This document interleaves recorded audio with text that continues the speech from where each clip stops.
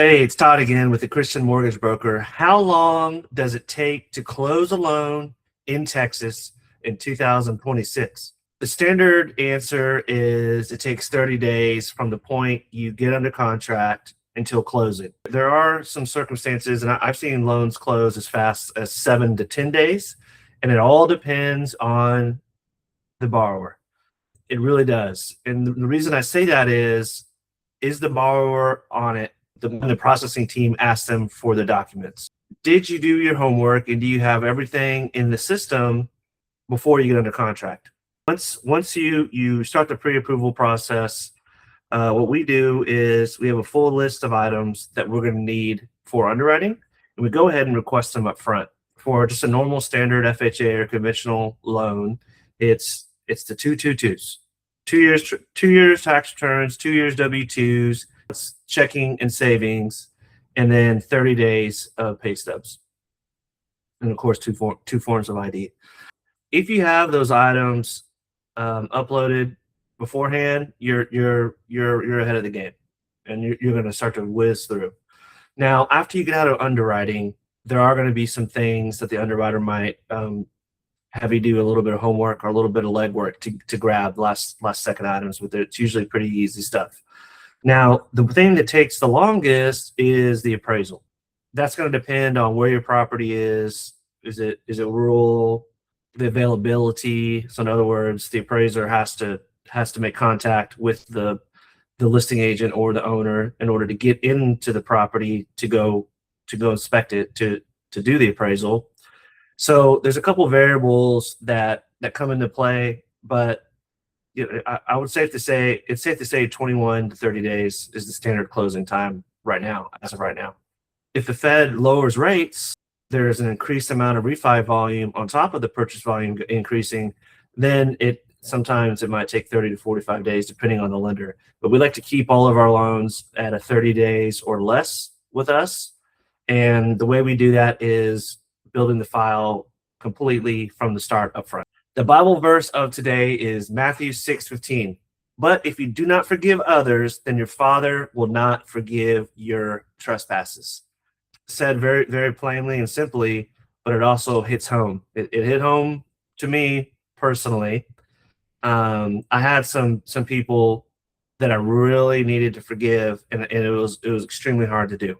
It was one of the hardest things I've ever had to do. And I'm sure you're in the same boat with someone in your life, because everyone's been done wrong. Everyone's been offended. A lot of people have been abused or neglected or abandoned, all kinds of ways of getting hurt out there. But the Father says, if you don't forgive them, I'm not going to forgive you. And he means it. It's in his word.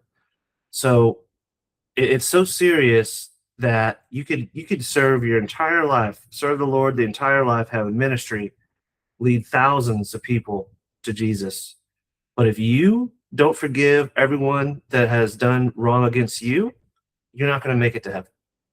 And the reason that is because he forgave you for all of your sins. So why can't you forgive others? It doesn't make sense any other way. You have to let go. You have to take it to the feet of the Lord and just give it to him and admit it. Say, Lord, I need your help. I am having a real hard time forgiving this person for what they did. And you're saying, oh, Todd, but you don't know what I've been through.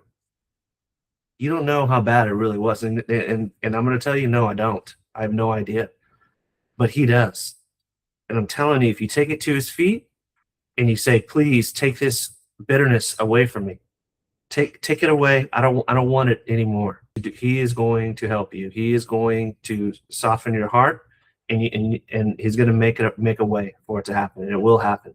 Now, the second part of this is bitterness. I'm sure a lot of you have just said out your mouth, oh yeah, I forgive that person. I moved on. But deep down in your heart, you still have bitterness. And what I mean by that is, you see that person running around town. You see that they're doing well or not doing well. You see whenever they call you or text you, if they do, you immediately tense up and you start getting those thoughts. and you start reliving all those things that person did to you, and before you know it, you're back into unforgiveness. That's what bitterness is.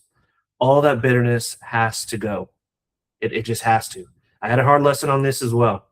I didn't want to believe it until he showed me that I was still bitter with someone in my past. And I said, oh boy, I said, now I know the word. I know what the word says right there. And I said, there's no way. There's no way I'm forfeiting my chance to go to heaven just because I have bitterness in my heart towards this person. I said, I don't want it anymore. Take it away. Please, Lord, take it away. I can't do it, but you can. Please take it. And I asked him, and he did it. He did it. He completely took it away. And now I don't think about it anymore. And it's an incredible thing. And I really urge you, whoever's listening to this out there, to do the same. Doesn't matter how bad or how much you were hurt or what they did. You have to forgive them. Doesn't mean you have to go spend time with them and go have lunch with them and all that. But you just forgive them and you hand it over to the Lord and you move on and you bless them.